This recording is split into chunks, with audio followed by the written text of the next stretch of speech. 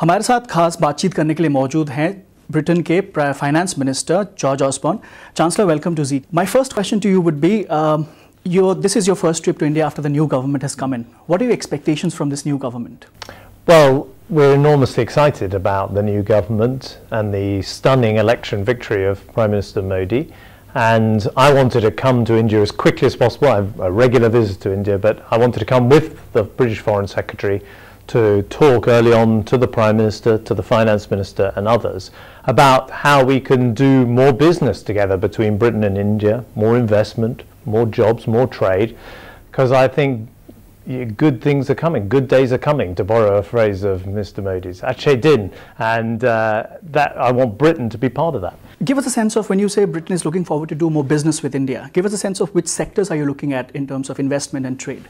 Well, there are huge British investments in the energy sector here. British Petroleum, BP, is one of the biggest investors. Diageo, our drinks company, has just done £1 billion investment here in India. But it's not a one-way street. Gone are the days when the Western finance minister turns up in India and just wants to sell things to the Indians. Right. There's a huge amount of Indian investment in Britain. In fact, India invests more in Britain than in the rest of Europe put together. Right. And I want to see not just Tata being successful in Britain, but Mahindra being successful in Britain, and they've announced research and development there this week. Cipla, the pharmaceutical company, investing in Britain. So it's a two-way street, and I think sometimes people underestimate how much business Britain and India do together. Actually, Britain is the largest investor into India, but you wouldn't always know that. So part of my job as the finance minister is to put that in headlines, tell the Indian people that we're open for business. There has been a sense of, it's difficult to do business in India as far as foreign investments are concerned. There are times when the situations are not conducive, the policies are not conducive. You're meeting Mr. Jaitley next and then the Prime Minister. Will you pass on your message as to how India can make India as a more friendly destination?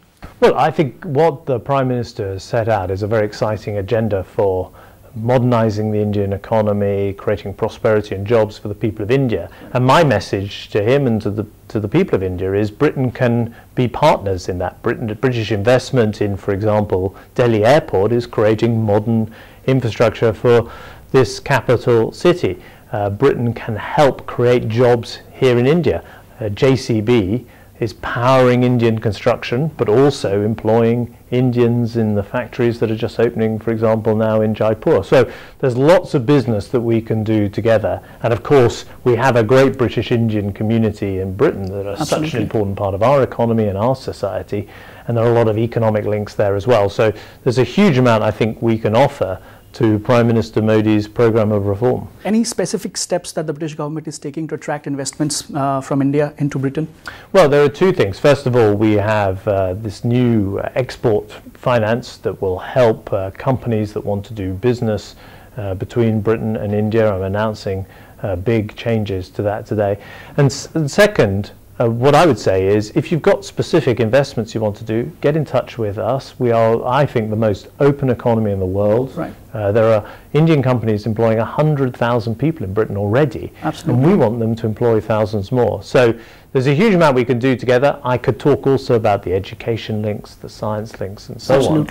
And also, perhaps a neglected area, the financial service links. I think Indian companies could raise money through the British finance, through the City of London, to power construction and infrastructure here. And this question about, before we leave you, a question about the statue of Mahatma Gandhi that you've actually announced to put at the Parliament. Yeah, so Mahatma Gandhi is obviously an inspiration to modern India, but also to people across the world. And I think this father of the world's largest democracy should take his place next to the mother of parliaments, the House of Commons. Right. I think it's not only a monument to a great man, but also a memorial to the British-India relationship, which gets stronger and stronger because better days are coming. Right. Just the last question. There is a lot of speculation about this one, and I would like to get it clear from you. Will you be inviting the Indian PM to visit UK in the recent future? He's absolutely welcome to come. We would love to see him in London.